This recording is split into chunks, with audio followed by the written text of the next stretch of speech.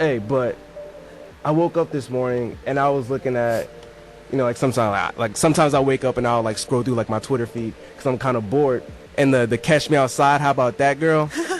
Son, she's getting like the worst punishment. Like, for real? yes. What happened? What happened? All right. So first she goes viral, right, through like the whole Dr. Phil thing about being a badass. And I was like, oh snap. She goes viral. People make Snapchat geo filters of her. Somebody made an app of her when she's just like jumping through coins, like yelling, "How about that?" And then, son, you're lying. And then lying. And then like you're I was lying. going down World Star, and I just started get like beat up on camera, and everyone's like, "How about that?" And son, she's getting. And then now like there's this one video where she threatens to fight the paparazzi because TMZ is just like outside of like her door, and they're just like snapping cameras of her, and I'm like, dog, she's just getting like public humiliation.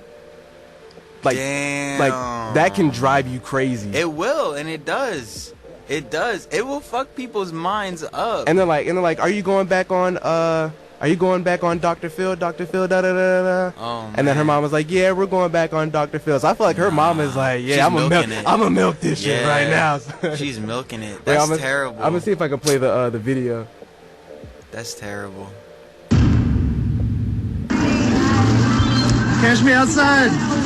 How you doing? So how do you feel, Danielle, now that that's like a hit song now? I don't know. How do you feel about it becoming an internet meme and going viral? Excuse me. I don't know. Did you ever think it would become viral video like it? it? Happen. I mean, I can't control what y'all people decide to do with me. You feel me? Like, that's not me, that's y'all. Do you think alright, y'all gotta stop lying to me. I'm gonna punch one of y'all in y'all shit. Do you think you'll go back on the Dr. Phil show? Y'all gonna see. Y'all gonna see. You're gonna do Dr. Phil again? Y'all gonna see. Alright. Yeah, come on, mama. And we're gonna be on Dr. Phil this week. Right, so y'all Oh, okay. Wow. Yeah. Wow. Yeah.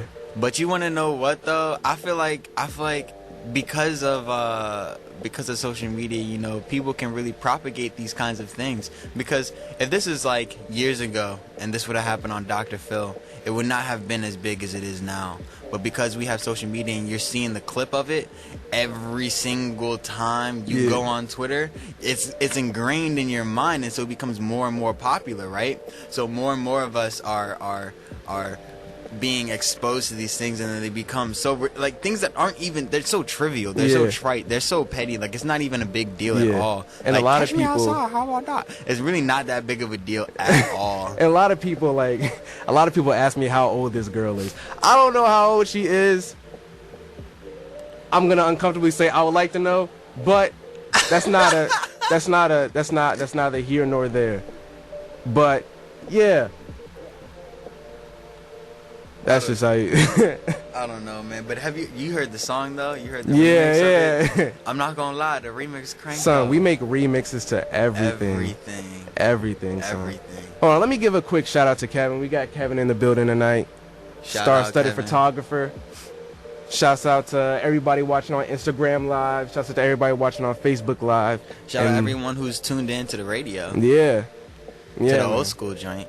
And then today, we're going to be talking with UMD alumni Lamontre Randall. He's the chief operating officer of B-More Group. Should do like a lot of activism in Baltimore. And he's just really making an impact on the youth in the city.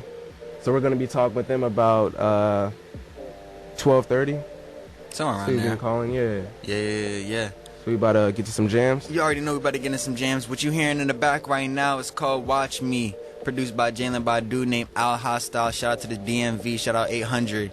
Alright. So make sure y'all keep it locked, because we only got the tunes for y'all here on Frieda Geeks.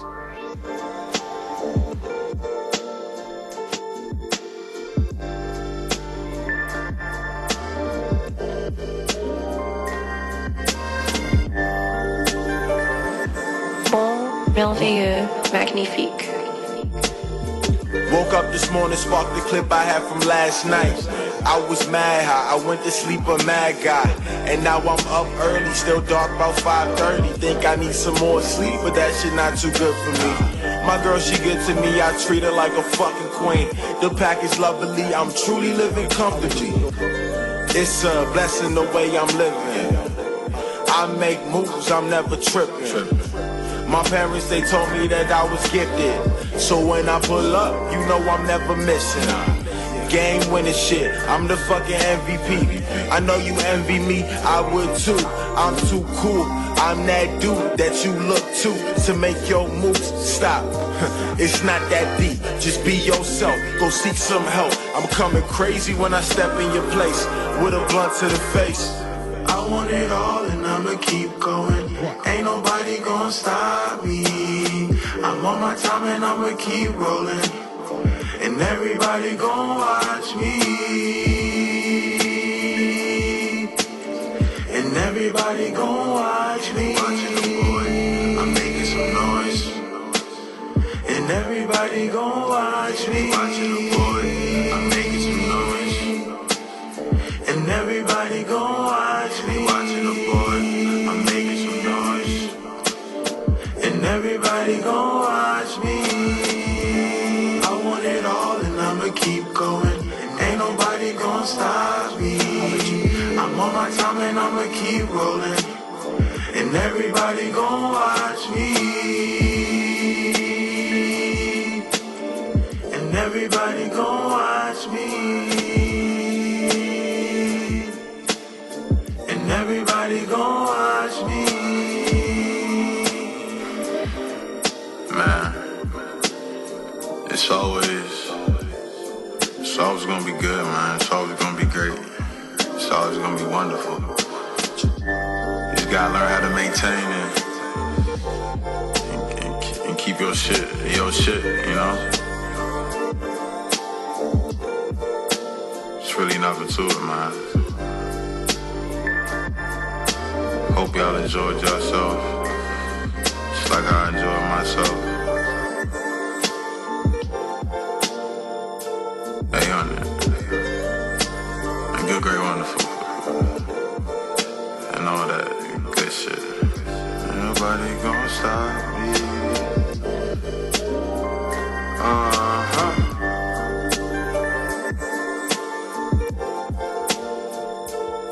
I'll let you do it.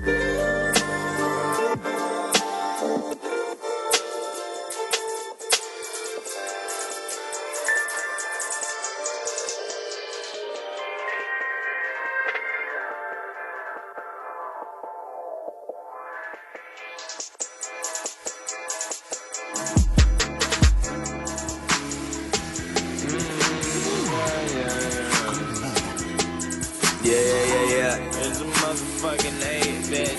This case.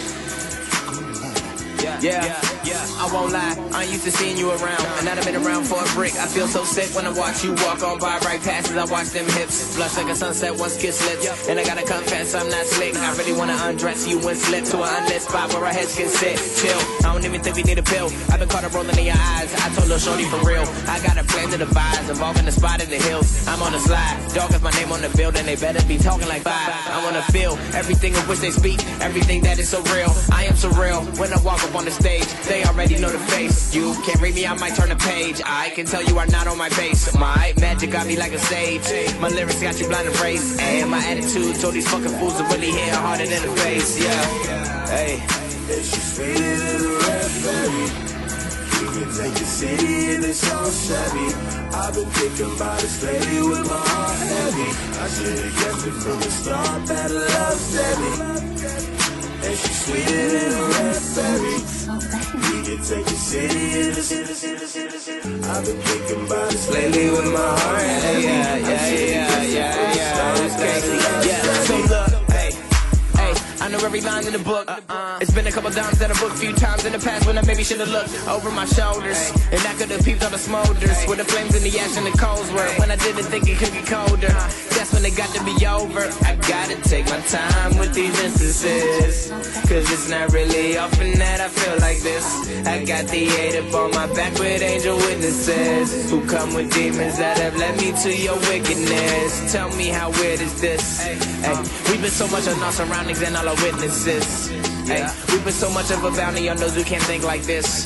Fuck it though, I'm feeling like I just wanna go and see you undressed. Fuck what your man said. You're invited, I see you coming and I'm so delighted. I feel a rumble, but I try to fight it. Cause I remember you told me to hide it, but I don't know what I'm supposed to do.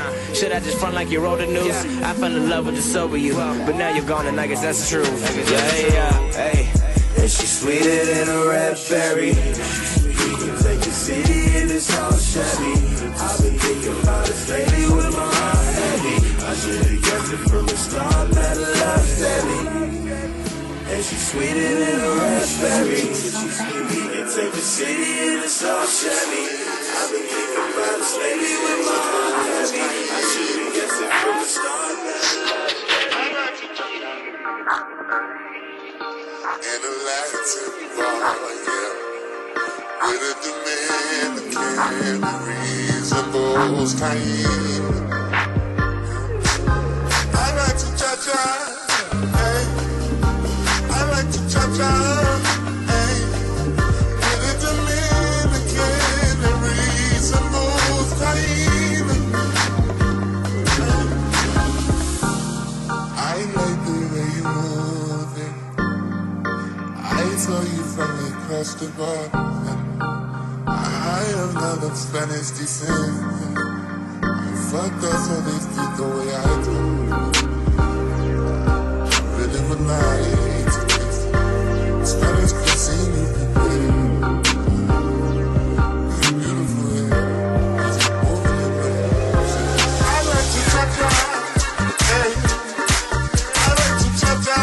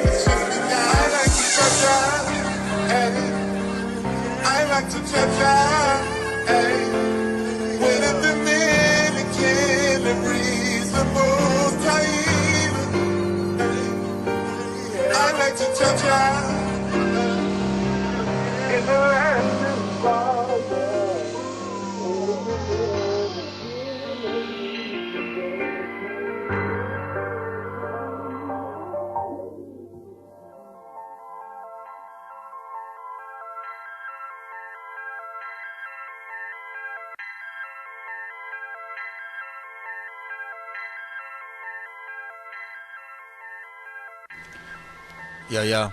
What's going on? We back. On Frieda Geeks, WMUC.umd.edu. Yeah. And that's still, it's still cuffing season in here. Hey. My brother, he put on he made like a business call. So everybody called in. They did like a Q&A. Him and his friend Kanye did a Q&A. And they're basically saying like, since Groundhog Day, there's 6 weeks left of cuffing season. So if you're still out there looking for free agents, trying to get traded to another team in the market, looking for tryouts, you have 6 weeks left of cuffing season, and then we're in the off season now. You got to get drafted. So yeah, and then tomorrow we have the Super Bowl. All right, this is a pivotal moment in hip hop and in Black History Month. All right, pivotal moment. All right, but why though? Because Atlanta is the epicenter of hip hop and rap in general. You got the Migos, Mama. You got Lil Jon. You got Young Thug. You got Future. You got Outkast. You just have so many hip hop artists from Atlanta, and they've been running the game since I don't know when. Definitely. Have you heard In This Bitch remix? Definitely. The South, and the Dirty South has definitely been on for a good minute. And and definitely the pinnacle of the Dirty South music movement has been Atlanta. And I will give them that. Pretty much, if you coming from the South right now, and you're making some of the dopest music out, you're coming from Atlanta. But at the same time, like, I got to give my shout outs to Big Crit, because he's from Mississippi. He's not from Atlanta. True. Same thing goes to Translee. Translee's a little more low key, but once he gets big, he's not from Atlanta. You told me about him. But yeah, definitely keep your eyes out, you know. Yeah. Because the South is on. And as you said, you know, like, if Atlanta wins the Super Bowl, it's gonna be pretty big. I might go down to that parade. Because think who might be performing there. Honestly. Like, all the big rappers, they're about to be performing there. It's going to be a big deal. So I'm trying to tell you. So it's about to be Atlanta, which is about to be Black Lives Matter, all right? And then the Patriots, that's about to be All Lives Matter. So we got Black Lives Matter versus All Lives Matter. And don't forget, Tom Brady is a Trump supporter. Whoa. So there it is. Is he? Yeah. Whoa. Yeah, they're like really good friends. They're good friends. Yeah. They're like cool with each other. Like they see each other. They're butt buddies, like, son. Whoa. They're out here, son. That's why I'm saying we need Atlanta to win. Put it on for the culture. Yeah. Hey, Migos said it. Put it on for culture. Son, we should have had there was like a petition going around for Migos to perform at the Super Bowl. I'm pretty sure it got like well over the amount it needed, but they won't do that. Like, no offense, corporate America. No, who's doing it right now? Who's doing it? Is Lady Gaga right now? Yeah, I feel like she's done it like 10 times. Look, like, no offense to Lady Gaga, like she's a wonderful artist and whatever. But let's be honest right now, and where we are in America right now, we need Migos. We need culture. That's what I'm saying. We need the culture. So that's what I'm saying. Like, at the Super rap Bowl is the new rock and roll, son. It's the new pop music. It's what's hot. It's what's driving the culture of the United States right now. It's impermeated the culture so much, so influential. But I'm saying right now, that parade, like, have you ever seen an Atlanta Falcons game or Atlanta Hawks game? They just play like Atlanta rappers the whole time, son. The whole time. Because they putting on for the culture. Hey, yo. It's the whole culture. The whole and thing. That's what I like about the Falcons. They rocking with the whole city all the time. 100. So, keep it 100. Keep it 98 plus 2. Yeah, 93 plus 7. We got 1 million ways to do that. 1 million. All right, 99.1 plus point. Well, technically, there's an infinite amount of ways, but we're not gonna get into it too much. Yeah. But that's what I'm saying. Black Lives Matter versus All Lives Matter. I like Tom Brady, but I hate him as a winner. You know when like people like win too much, it kind of just like, yo, I'm gonna need you to fall off, son. Just sometimes you gotta take a break. Yeah, son. Yeah. Now, I mean, I don't know. I feel like I definitely want Atlanta to win. Yeah. But like, if the Patriots win and Tom Brady catches another W, like, kudos to him. So that's boring though. When one team just, I mean, granted, like, they're that good, like whether they cheat or not, which they are cheaters, but still, it's like, you know, we want like a little bit of like variety. We want some variety. Yeah, we want some rarity. We want to see some new legends. Yeah. Yeah. That's what I'm saying. I agree. Wait, so what did Kamani say about the Super Bowl? So I was talking, shout out Kamani. We were talking about the game last night, and he was talking about how it's Illuminati rigged, and he's basically saying like a group of the people in the New World Order came together in a room, and they were deciding like, okay, we want a team from the South. We want the red team from the South to play the blue team from the North. Oh, what? Okay, hold up. What does this remind you of? Let's shout it back to the Civil War. Pow, pow, pow, pow, pow. Pow, pow, pow. All right, hold up. And now what we're doing now? What have we done? We have made two teams that are very reminiscent of a very pivotal time in our society, which is very similar to kind of some of the things that's going on right now. Like it's linked. Yeah. It's linked to a lot of things that's going on right now. So basically, but the thing is that what he was doing was he was basically flipping it and saying that Atlanta was basically like the football version of the Confederacy, and then the Patriots were the football version of the Union, right? Yeah. And so for him, in his perspective, it would have been wrong for Atlanta to win. At least I don't know if he said this, but in my mind, if we're talking about it like this, then it would be wrong for Atlanta to win. Yeah, because right they now, would be the Confederacy. Yeah, because the South is associated with the Confederacy, exactly, and racism and all that, and the North is the Union. Yeah, is the Union, and we're like the ones good side and all that that. were fighting to end the slavery. But I'm looking at it like Black Lives Matter versus All Lives Matter. And you know what? I like that more because you know what? I do want Atlanta to win. Yeah, I do want. I want to see them dirty birds flying around, man. I do. Hey, it's gonna be a good time. It's gonna be a great time. It is. And what a time to be alive. Hey. But yeah. And then after that, what else? But you know what though? While we're talking about culture, you know, we got the Migos and stuff going on. I want to talk about a little bit more about Black History Month. Right. You know, I feel like, you know, you got me out here rocking this dashiki one time. Yeah, man. And one time for the one-timers. And I just want to state, you know, while I am African American, I don't know anything about my African heritage, to be honest. Right, like right. I take a couple African American studies classes. Yeah. You know, and I'm trying to get back in tune with my culture. You're trying to get into roots. But at the same time, like I just want, you know, like people ask me, what's your ethnic background? What makes you who you are? Yeah. You know what I mean? And I always tell them, you know, I'm Jamaican, I'm Chinese, I'm Japanese, and then I have to say I'm Black.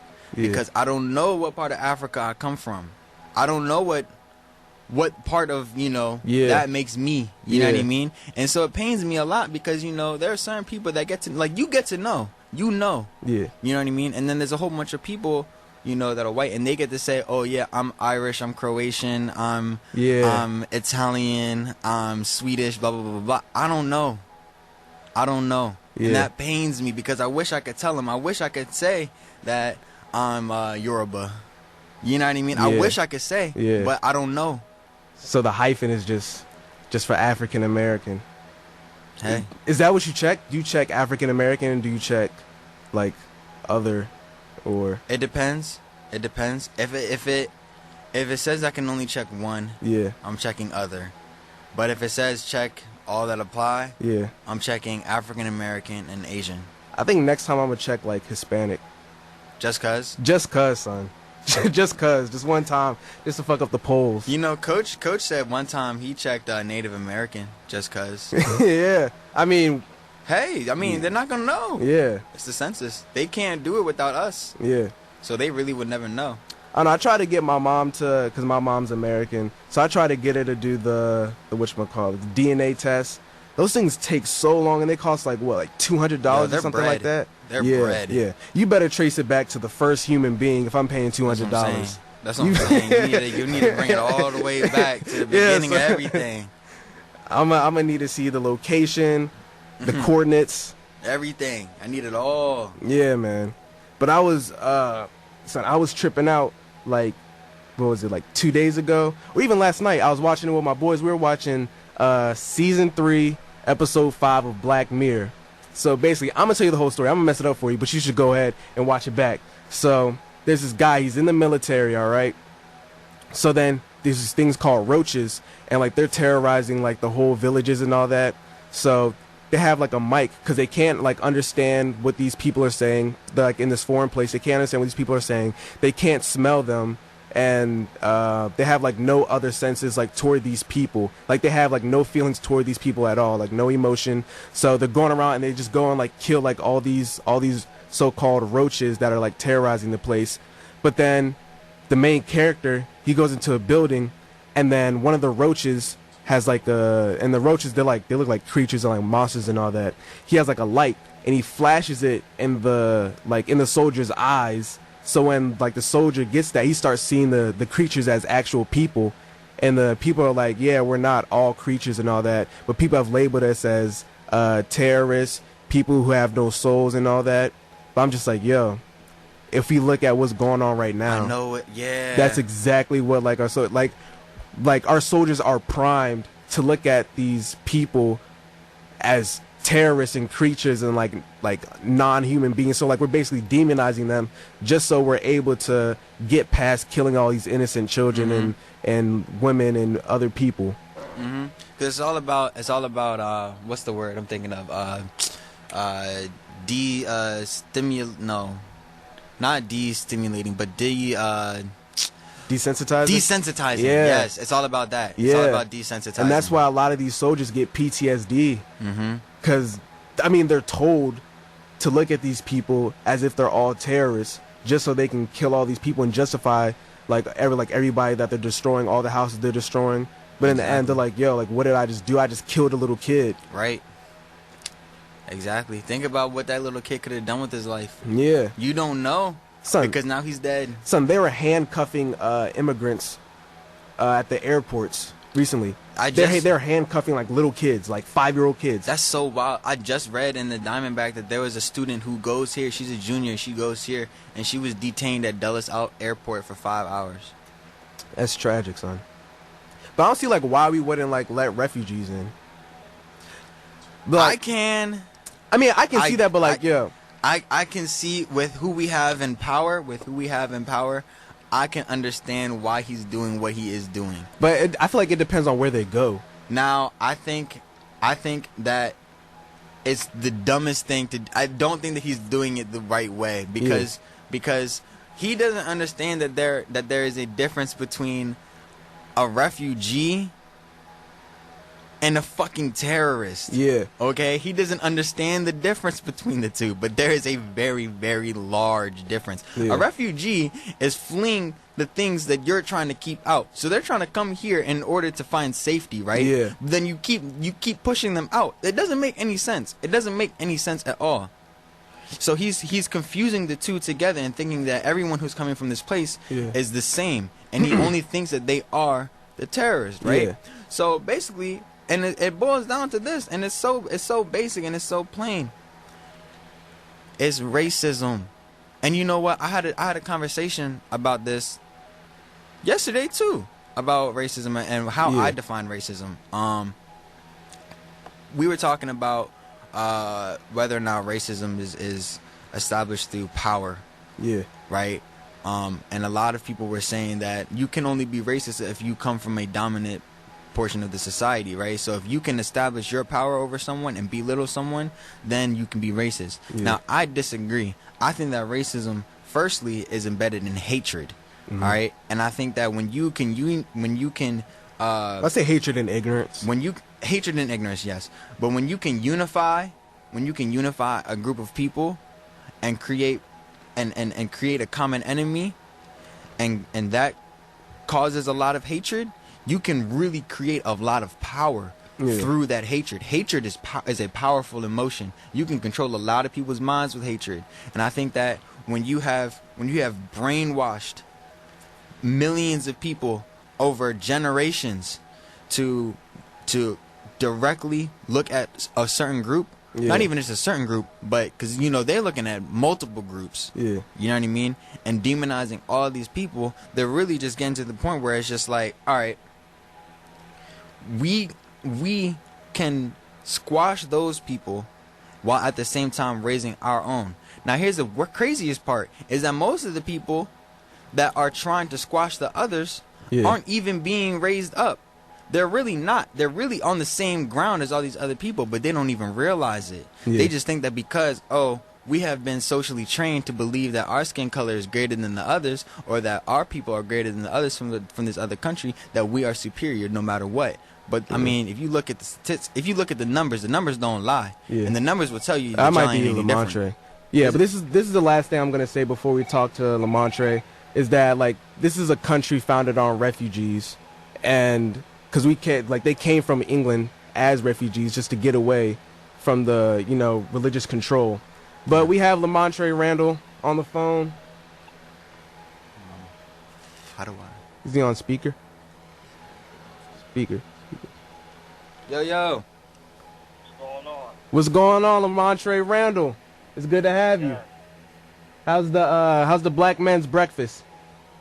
Man, the black man's breakfast is powerful, man. A bunch of local politicians, business owners, community activists, man, just to see just all beautiful black men just in one setting, it was powerful. Right. And you're the chief operating officer for the Be More Group organization, correct? Yes, correct. Can you tell us like a little bit about that organization? Okay, so the Be More Group is a consulting firm that deals with providing innovative solutions for government agencies, nonprofits, for-profits, and institutions. And pretty much our main goal is helping them become more inclusive, more involved, more in tune with the community members. Our niche and our market really is helping them to reach their millennials, also family members and different community members. I'm also the chair of the Baltimore City Police Youth Advisory Board. Right. So with that position, they brought me in because of the work that I do with the Be More Group, but also because I'm good at being the conflict resolver within our community. Right. I know how to bridge the gap, as some would say. So I want to ask you first, how did you end up getting this position? So first off, I guess we could talk about first with the Be More Group, and then we could talk about the police board. With the Be More Group, they actually started after I got a call from University of Maryland, asked me to be a consultant on this project to help bridge the gap between university students and a Baltimore high school. And they created an art exhibit together called Be More Than the Story, which was actually held downtown at Reginald F. Lewis Museum, downtown Baltimore. It won awards. It was one of their favorite art exhibits. And it just took on from there. Like, after Maryland hired me as a consultant, I was like, oh, I can have my own consulting firm, and it grew from there. And what were some things that you learned at the University of Maryland that you brought back to the community of Baltimore? I would say I was always hands-on and learning about different cultures at Maryland. I majored in criminal justice and I minored in Asian American studies. Right. So I made sure before leaving Maryland, because Maryland just gave you a diverse pool of different people, I made sure I was always involved in different groups and their activities and the things they do, because I felt as though that was important, because so many times we get stuck into our own community silos that we forget about the other issues that tend to affect others as well. It is important to have that, that bridge there. Right. So when issues do arise, you realize that, oh, this community is getting affected the same type of way. And it's important for us to come together and help resolve the issues together. Yeah. So I did a project with my dad. Well, my dad did a project and I helped assist him with it. About a group in Baltimore called Safe Streets. Are you familiar with them at all? Yeah, I'm cool with Safe Streets. Actually, one of our projects, we actually went to Safe Streets and asked them a few questions about workforce development. But Safe Streets does some good work with really trying to make sure, pretty much what it say. Yeah. I think they're very sound. They know the community members who have the most stake within the community, and it's important that groups like them though get funded. Yes. And sometimes it's a big issue. You know, we see millions of dollars coming to the city, but some of it don't go to the organizations that are really doing the work, and it kind of messes up with the longevity of these programs, because you can only do so much with so little money, you know? Yeah. Like, at the end of the day, you got to make sure the bills are paid. You know, if you have a space, make sure the rent space is paid for, at least space. Exactly. You know, and there's so many different things. And they're doing such a great thing in the community. So it's so important to make sure that they're able to have a long longevity. Yeah. I know you mentioned, you know, bridging the gap between the community and the police. So how important is it to have police officers of the community in which they work? Hello? Yeah, can you hear us? Yeah, I kind of heard. I think you said, how do you kind of help with? No, I was just saying, like, with the officers. Yeah, I'm just saying. In the community. No, I was just saying, like, what's the importance of having police officers working in the community in which they're from, like being from the community in which they work. So, two things. First thing, a lot of our officers are not from the community in which they work, Right. which is a huge, major problem, because even when I'm on the ground and I'm doing these work with these officers, I'm seeing that the officers who are from the community and tend to look like the community population, Right. they tend to have a better communication skills when it comes to talking to the people on the ground and helping resolving issues. Not saying people from different backgrounds can't, but you kind of see they understand the language better. And I don't think it's enough training on cultural competency for the officers to really kind of do the best they can inside the work that they do. So let me ask you, which I think is a big challenge. So let me ask you a little bit about, oftentimes when some of these police officers get charged, or not even necessarily charged, but are considered suspects in like police brutality situations, they have to end up going through sensitivity training. Do you think that it is more important? I guess this is a funny question, but it's like, do you think that we should be worrying more so about sensitivity training after the fact, or do you think that it should be part of it beforehand, and we need to make sure the police officers that are coming in are already going to be sensitive to racially charged situations? Yeah, I think that's a key point, and I think really, which I wish happened more. I think really, it's take us as members with a voice to really push for better training. We could talk about training all day, but at the end of the day, it's going to take us to kind of push it, set it up.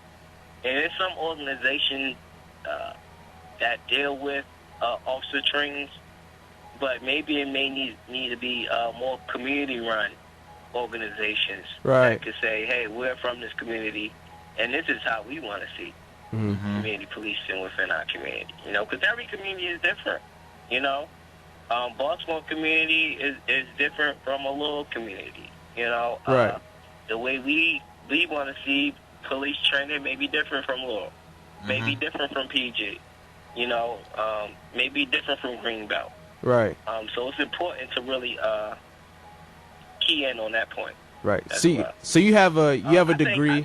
I think the best thing I need to do though, and I'm put this on my end, I think I need to make a report, because I think a lot of people don't know how to address the police situation. I think I had some me being where I am, being privileged to some information. I see a lot of good things that can happen, but some people just don't know how to make it happen. Is this true? Yeah, I can see that's true. Okay, so maybe I could create a report. So I'm gonna create a report, right? Right. And then I'm gonna have you guys look over and read it, and we could because this radio show could be something that could really spearhead some good conversations to really help tackle this issue. Definitely. It's a real situation that may get worse if we don't take steps now to help prevent it. Yeah, because I feel like a lot of times we talk about the problems, but we never discuss solutions. So it's always good to do that, and I always want to know like how I can help out more. I know you said my cousin Valerie Matthews, her and my other cousin, they started a non-profit organization in our grandmother's name, and now you all are basically doing God's work. So we're out there cleaning Park Heights, handing out toys to families in need. So I always want to know like how I can help it and how I can just contribute to the movement. And really to be honest with you, it's things like that. It's action stuff like that that really helps bring it together. And it don't have to be something like real hard. The best action step I made that made the hugest difference was me going to these schools and calling these young people kings and queens. Right. Honestly, man, let them know. That changed their whole lifestyle. So you get youth that who are constantly being called the N-word, constantly being bullied. Like, you can't allow in our classrooms, most of the time, the children get packed on. It's just, or joked on, as other people would say. And so to bring in some positive influence and words into the picture, some positive language, it just changed the whole trajectory of how they feel about themselves. Right. So even small things, I challenge you all, if you're not doing it now, whenever you see a young person say, hey, how you doing, King? Even if they acting up, say, what's up, my leader? Call them a leader. Right. They may not see themselves as a leader, but I look at that person that's acting up as a leader. Now, right now, they're not being a positive leader, but it shows that if you channel that energy into the right way, that person that interrupts that class can now lead that class in a positive direction. You know? And that's truth. That's truth right there. So what is it like working with these kids? Like, what's the vibe that you get from these kids? So, yeah, I tend to not call them kids because kids is another word for goat, baby goat. Right. So I tend to call them youth, kings, which is why I kind of try to work on a change in the language. Chief. But what was the question again? One more time. I was saying, like, what's the vibe that you get when working with these kids? With these young leaders. Young leaders, yeah. Young kings. So the vibe usually, the first time, and I try to tell everybody, man, the first vibe you get is like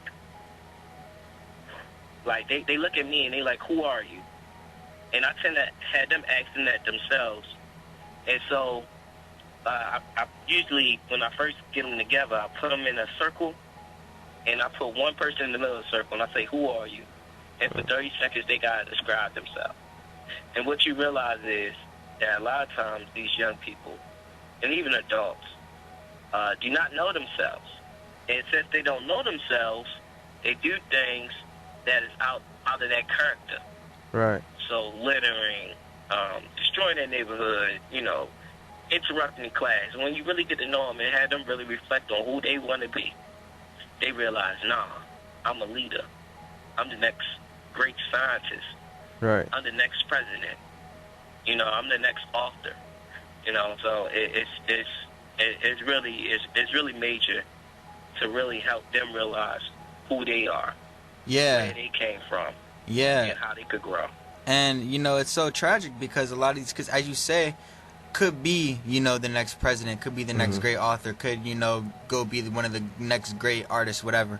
And, what's so sad is a lot of them, they don't ever get the opportunity because they end up getting locked up over some dumb, And, it's so crazy, too, because, we have a president who, during his campaign, was talking about trying to bring back stop and frisk. And not only that, but he's working with the guy who made it happen with Rudy Giuliani in his administration. Right. So it's so scary because they ruled it unconstitutional, but he's Trump and he doesn't really care. He could bring it back if he wants to.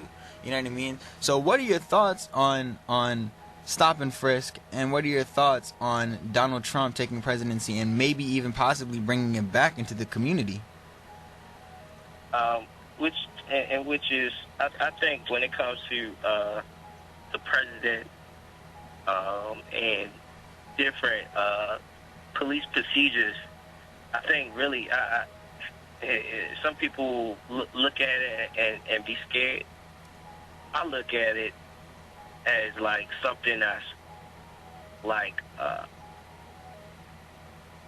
no matter what they try to do, at the end of the day, it's going to be up to the community members to make sure we make things happen within our community that we want to see happen within our community. Right. So stop and frisk will only happen if community members sit to the side on the sidelines and be like, and allow it to happen. Allow it to happen. Right. Until we all come together as a community, and community means common unity when you break it down. As we see the common purpose, and I think our common purpose right now, when I'm listening to you, is to really uplift people instead of locking people up, right? Right. I think that's what I'm getting. And once we kind of all come together and see that's what we want, then we all start working together to make sure that the people who are providing the different resources get the resources, making sure that people that want to help within the community know where and how they can help to better the community. Right. And with that being said, from then on, no matter who try to implement what, it will only happen if local residents allow it to happen. Right, right. That's what's up. Yeah. That's 100. So you said you have a degree in criminal justice in law enforcement. So do you ever hold seminars to where like you teach the young kings and queens about their rights and proper procedures when dealing with law enforcement?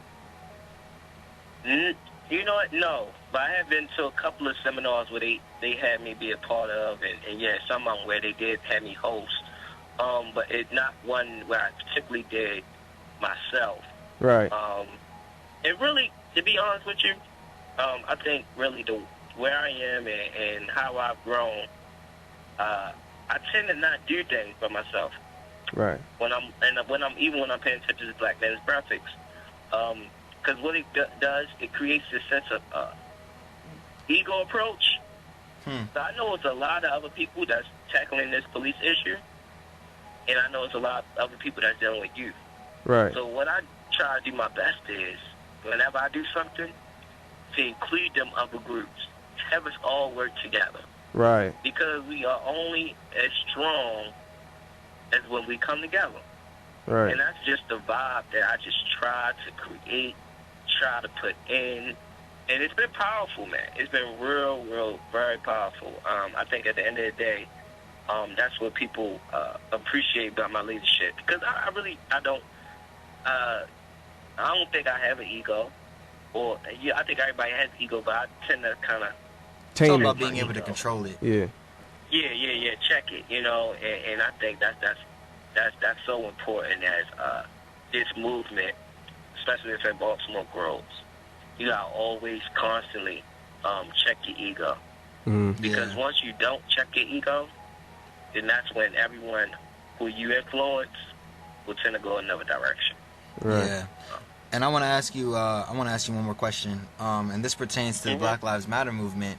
You know, it gets a lot of criticism from some people because, you know, I see that it has potential and that it's doing exactly what it hopes to do, but at the same time, a lot of people say that it lacks leadership and that it lacks an organized focus in what it is and exactly how they want to go about implementing change. You know, do we want to go through it via legislation?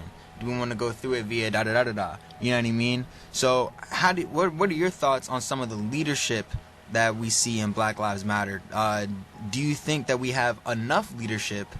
And do you think that we are organized enough to actually, you know, cause something to create enough change, something similar to the civil rights movement of the 1960s? Yeah, it's interesting, man. I look at the Black Lives Matter movement, and when you pay attention to it, yeah, you can't point to one person. You can't point to one organization. You know, even people be like, yeah, I'm the leader of Black Lives Matter, but are you really? You know, you really look at it and you like, this is really an independent movement within itself of black people saying, yeah, I matter. You know, and I think that's powerful. And some people look at it as like you not having one person as a leader, not having that sense of having people in certain roles as a bad thing. Me, I look at it and I'm like, it's actually, I think, a benefit because it takes away that ego thing that I was talking about. Right. Mm-hmm. It really erases the ego and really makes people know, like, okay, we're all have a say in this movement together. Mm-hmm. You know, and I think that's important, especially for our generation as millennials, because we never saw. We can't say we have a leader in our community. Our parents, when they had MLK, Malcolm, you know, all our grandparents had leaders. You know, Jesse, all them, Al Shaw. We don't look up to anybody at this time. I can't really say that. I can't really say it's really one particular person that all millennials really say, okay, that's our leader. Well, I feel like with social media, everybody wants to be a leader and have their voice be followed by everybody else. So I feel like there's kind of there's too many opinions, and you don't have like that one person like, yo, I'm the leader. This is how it's gonna go down. Yeah, and I think that's where people get it twisted. I don't think you judge a leader by their followers. I think you judge a leader by his actions. Right. And I wanted people to know, don't get the people who got the followers, don't get that twisted as them being leaders. I will tell you firsthand that a lot of these people that got all them followers, they never been in the streets. They say this and that and the third, they ain't doing no work. Right. They scared to do the work. Right. You know what I'm saying? And sometimes they are strategically positioned to make it seem like they're that, so they could throw us off. But don't judge a man by his followers. Judge a man by his work. Right. Hey, that's 100. That's 100. So what's next for Lamontre Randall, and how can everybody else get involved? Man, next for me, man, I'm just trying to bridge the gap between the community members, and I'm just trying to make sure we're economically pushing for new things. So I want to push for better small businesses. I want to push for our youth getting better job opportunities. I want to push for our brothers on the corner who are natural entrepreneurs to start their own business. I also want to push for our people getting real estate. Baltimore's going through a gentrification phase. I want our people to get more involved. I've been helping with been trying to get more properties under this property management. What I learned is, as a business owner, that you have to have several sources of income in order for your business to thrive a lot of times. Right. So making that happen. That police report that I just mentioned, I think is going to be major. Right. I really want to better this police and community relationship, and I think a lot of people have different ideas, and I think I have a great way of helping getting all them ideas and helping bridge them together so we create this one beautiful vision that we all could be more together. Right. And that's a bus right there. Thank you very much, Lamontre. Thank you, brothers. I appreciate y'all, man. All I right. appreciate y'all a lot. Thank you. Yes, man. Bless up and stay good. Stay safe, man. Got you, Kings. All right. Peace out. All right, man. Peace out. That was Lamontre Randall. Yeah. That's really inspiring. That was. There's He's a lot gonna of do good people. things. There's a lot of people in the community doing God's work. Yes, and I'm very excited for him to continue doing his work and what he's going to do with the community, because I feel like we need people like him. Yeah. You know what I mean? But yeah, we wrapping up the show right now, so we're going to talk about what we geeked up for this week. Yeah. And just in general. What you geeked up for, man? You already know, man. It's the Super Bowl tomorrow. I'm just so geeked up for that, man. Yeah. I'm geeked up, man. I'm geeked up for the Super Bowl, of course. I'm geeked up for this week in general. I feel like the weather's about to get a little bit nicer. Yeah. But I'm also geeked. That having that conversation with Lamontre just then just got me geeked up to, just really inspire some change. Get involved. Get involved in the community, really make some things happen. Because it starts with the conversations. Yeah. It starts with us coming together as a community and really deciding that we're not going to sit around and let things go the way that they're going to go right now. So we gotta be about that action, though. That's what I'm saying. We need people to get up and really become, leaders in the society. And the thing is that oftentimes, it comes from the most random people. It comes from the people that you would never really have thought to have been leaders. What about you, Kevin? What are you geeked up about? Just life, man. How do you do life, man? All right, you said just life. Just life. All right. Geeked up to be LIFE. living. Yes. So that being said, you can follow us on Twitter at the usual, Uncle_ISO, IG Uncle_ISO, SoundCloud.com/Uncle Iso. You can follow the Frieda Geeks account at FRIEDAGEEKS on Twitter. We're looking for a videographer. So anyone who's a videographer who's into that game, hit us up. We want to work. And also we had Alex. All right, you can follow Alex on Twitter at ALB_Maralen. Yeah, that's ALBE_MARALEN. And what about you? And what about you, Kevin? Where can we follow you at? KevinJ, THEKEVINJ. You can follow Kevin on Instagram and Twitter. Instagram and Twitter at @TheKevinJ. All right. But yeah, we also had a little something. We wanted to put out a poll to ask y'all about the timing for, what is this, next semester or what, or the timing for the show. Yeah. I'm thinking Sundays at noon. All right. I want to stick with Saturdays at noon, so we're split, so we're going to leave it up to y'all to decide. What do y'all think? Do y'all think that we should stay with where we're at? Do you think that we should go back to where we were? So we're going to put up a poll on Twitter. Y'all, as I said, follow us on Twitter, Frieda Geeks, and let us know what y'all think. But that being said, we got this one last track for y'all. Yeah. Shout out to my bro, El Ray. I was just on the phone with him yesterday. So this is Fool by El Ray, produced by Kamani Way. Shout out to the bros, man. Only here on Frieda Geeks, WMC.UMD. Y'all stay geeked up, all right? Yeah.